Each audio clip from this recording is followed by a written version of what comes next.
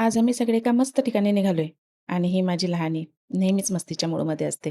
प्रत्येक प्रवास अजूनच मजेशीर होतो हिच्याबरोबर. कुठे चाललोय बरं आम्ही आता? एका लग्नाची पुढची गोष्ट बघायला. खरं सांगायचं तर आजपर्यंत मी कधीच प्रत्यक्ष नाटक पाहिलंच नव्हतं.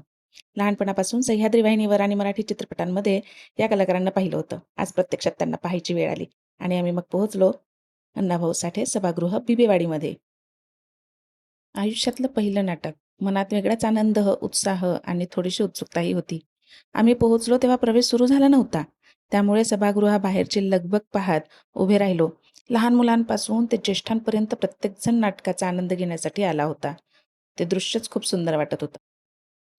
खरं तर या दोघींना ना थोडासा कंटाळा आला होता. का लवकर आलो आपण इथे असंच विचारत होत्या. पण तरीसुद्धा शांत बसती का? हे बघा सुरू झालं की नाही खेळणं. कुठेही जागा भेटली की सुरू.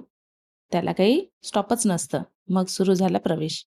प्रवेश एकदाचा सुरू झाला आणि हुरहुर लागली आतमध्ये जायची. हे बघा, आमची चिमुरडी ना कुठेही पण पुढेच असते. गेलोत की लाईनमध्ये लागायला.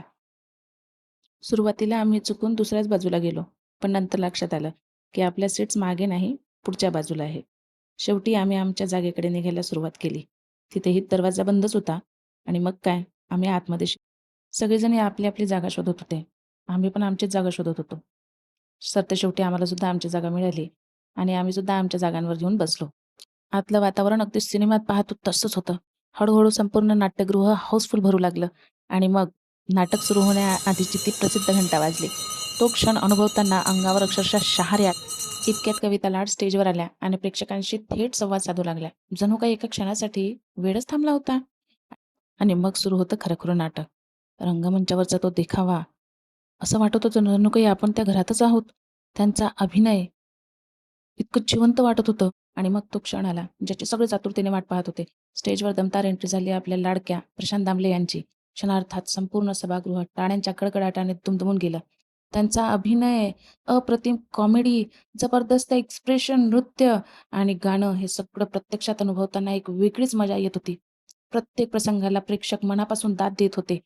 मग आली मध्यंतराची नाटकासोबत थोडंसं खाणं तर आलं. मग भेळीचा आस्वाद घेत पुन्हा दुसरा अंक पाहायला सज्ज झालो. दुसरा भागही तितकाच धमाल झाला बरं का. नाटक इतकं रंगतदार होतं की कधी संपलं हे कळालंच नाही. कलाकार आनंदात होते कारण प्रयोग हाऊसफुल झाला होता आणि प्रेक्षकही आनंदी होते कारण त्यांना इतका सुंदर प्रयोग अनुभवायला मिळाला. हा आला नाटकाचा शेवटचा भाग. नाटक कधी संपलं कळालंच नाही. पण सगळा प्रवास खूप सुंदर होता.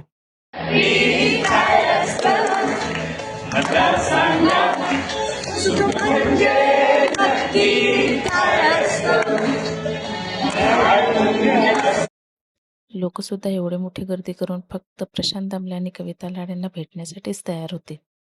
आम्ही पण भेटलो बरं का यांना. खूप मज्जा आली. भरलेला स्टेज बघितला, तसा रिकामा स्टेज पण बघितला.